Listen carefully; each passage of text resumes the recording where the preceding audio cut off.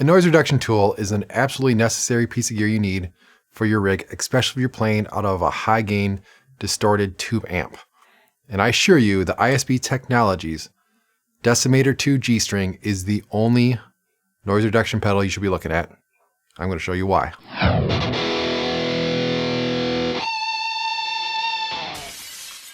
What is up, everyone? Man Bun Metalhead here. Before I get into this awesome piece of gear, I make videos on guitar, recording, and music production related content. So if you want to hear more about what I'm doing, feel free to subscribe below. The Decimator II G-string is technically a noise suppressor, not to be confused with a noise gate. Basically, what a gate does is when the level is below a certain threshold, it just cuts off the signal, and that's it. Once it goes above that threshold, it lets the signal pass. What a noise reduction or noise suppressor does is it tries to take out all the noise from the signal. So when you're not playing, you have your hiss from your amp. It tries to take that hiss out when you're not playing and also while you're playing. So it kind of works all the time, where a noise gate only works when you're not playing. Some people worry about noise suppressors sucking out tone, but to me, this pedal sounds just like a noise gate, probably because it works so damn well. What makes a G-string and the basic Decimator II stand out from other noise suppressors is the excellent algorithm that ISB Technologies uses. Before I go any further, I'll let you know that I'm going to use the term noise reduction in place of noise gates and noise suppressors, kind of as a catch-all. Sure, someone's going to bitch about it, but oh well. Out of the gate, this pedal is not cheap. At around $226 retail, it's quite a bit more expensive than its little brother, the Decimator II, at about $134, or even the Boss NS2 at $100. But in my opinion, it's totally worth the price tag. At the end of the review, I'm going to compare this pedal to the NS2, just because I've had the NS2 for about 10 years, or used it for about 10 years before I switched to this pedal. And spoiler alert, this totally kicks its ass. So let's get into the connections and controls. On the right side of the pedal, you have the Decimator input, or DEC-in. You have the guitar input and the guitar output. On the back of the unit, you have the link in, the 9-volt power, and the link out. And then on the left side of the unit, you have the Decimator output. On the top, you have your on-off switch and a single and simple control knob. Under the switch, you have your battery cavity. So what is all about this Decimator input and output? So obviously you know what your guitar in and out is. What's great about this pedal is it uses your guitar input to control the noise reduction of the Decimator channel, the DEC channel. So it's not actually going to affect your guitar signal, your original guitar signal, but it's going to affect what's ever in the Decimator channel. And typically your Decimator channel is going to be your effects loop, or in your effects loop. So using the G-string is really simple. So you're going to put your guitar input right into this pedal. The guitar output is then going to go typically to whatever effects you have before the amp input. For me, I use either compression or maybe a wah. Sometimes I'll put the wah before this, or you'll have an overdrive before it as well. From there, you take the effects loop out of your amp and put that to the Decimator input, the DEC in, and then the Decimator output, or DC out, is going to go to the other effects that are going to be in your effects loop, typically like a delays, chorus, reverb, those kind of effects. And the reason you want to put this before those is because you're going to have tails from the delay, from the chorus, from the reverb, that you don't want this to necessarily cut off. You want those to kind of sound natural and finish out and not get cut off by a noise reduction pedal. And of course, the output of the last post effects pedal is going to go to the effects return on your amp. So you might be asking yourself, what's the difference between this G-string and the basic Decimator II? And that's just the Decimator channel. The basic Decimator II is going to have just your guitar input and output, and that's what's going to control the noise reduction and what is going to be reduced. Now, the reason you might want this G-string over a normal Decimator II is because you have that Decimator channel, and when you put that in the effects loop, that is going to get rid of a lot of that tube noise that's in the input channel, or the input section of your tube amp. Now, if you use your normal Decimator II, you'll likely have that in the front of the amp, so before the input.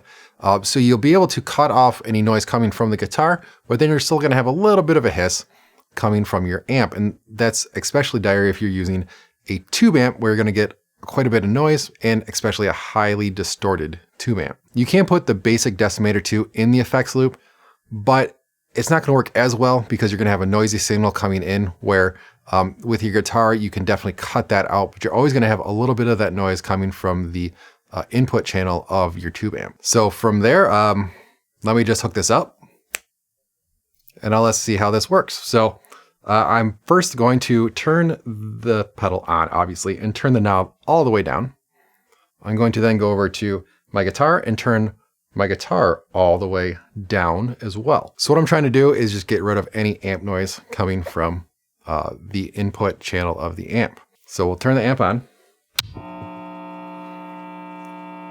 And you can hear that noise in the background. So I'm just going to turn this up until that goes away. And that's it. So that's your basic setup.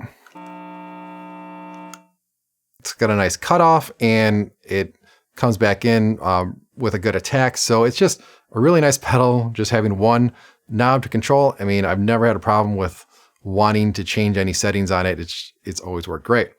So we're going to go ahead and set this over here. Move my guitar. All right, so let's jam a little bit through this. See, I turn my guitar volume up. Can't hear anything coming out of the amp, guitar-wise at least. Yeah, let's just give it a shot.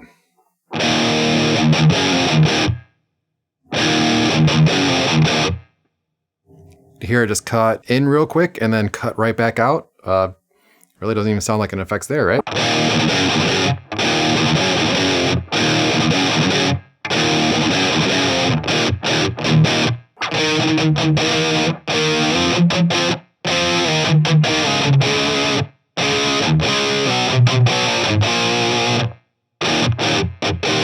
So it works pretty well, doesn't it? Now when I set it up a minute ago, I only set it up to about 1130. I set the dial to about 1130. So there's a lot of room to go on that. And that's something you just are going to want to adjust a little bit here and there. Now, if you turn the guitar up,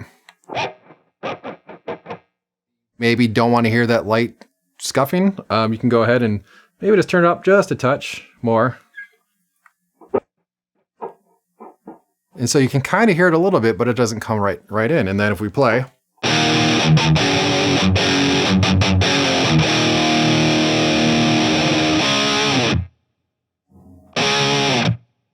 and that still sounds pretty good in my opinion. Now you don't want to set it up too high because it just might not come in quick enough. It might cut out too early, and it's really just going to be a little bit of a taste, how you play, what kind of songs you're playing and whatnot. But I mean, that's really it. You saw how easy that was to set up. You saw how great it sounded. And I mean, I don't know what else to say right now. But yeah, let's get this out of the way. Now, one really cool thing about this pedal is the ability to link. And what the linking does is you can have another unit, for instance, maybe just a normal Decimator II, and you can put the link out to the link in of the Decimator II. And what that's going to do is this Decimator, whatever has the link out, is going to control that Decimator II. So if you have, say, a dual amp setup where you have this one in the effects loop of this amp and you have a second amp, you want to have another Decimator in that effects loop, then all you need to do is put that in, and now you have one Decimator controlling two units. Really nice and easy. And if you had a normal Decimator 2 and wanted to get another Decimator 2 to put in the effects loop, you just get another one and hit link out to link in, and you're good to go. It'll work just like this Decimator 2 G-string. So now why is this $226 pedal better than a $100 Boss NS2? And honestly, it just sounds so much better. It's so easy to use. It's so intuitive. Just turn that dial, you get what you want, and it's done. I used the NS2 for years. I used it in the effects loop. I used it just before the guitar, used it in reduction, used it in gate mode. I just could never get a really happy sound or a happy reduction out of it where I just could set it and forget it and let it go. This pedal, no problem.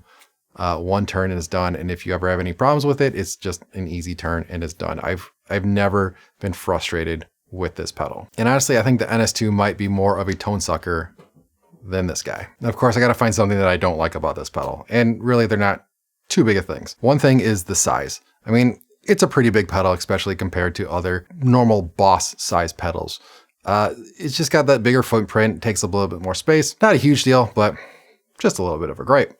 The other one that kind of bugs me a little bit more is whenever you power up the Decimator, it always defaults to off, where I would rather have it default to whatever the last state it was, or on. On would be perfect. Unfortunately, it doesn't do that. So every time there's 2 pedals that I have in my chain that I always have to turn on. It's not a big annoyance, but it's just, come on. It's something that should be pretty easy. So if they fix that, I'd be super happy. But really, in conclusion, this pedal is the only one you need if you're looking for a noise reduction pedal. Just get it, do it, be done, be happy. Guarantee you, if you decide to cheap out on a Boss NS2, you're going to get it, you're going to use it for a while, you're not going to be happy with it, and then you're going to go to Decimator and you're going to be blown away. Well, that is it. That is the Decimator II G-string. Hopefully this video helped you out. If it did, give me a thumbs up down there below. It really helps me out a lot. And if you want to hear more about what I'm working on, like gear reviews, tips and tricks, techniques, that kind of stuff, feel free to subscribe to my channel and hit that little bell icon so you're notified whenever I have a new video come out. But hey, until next time, rock on.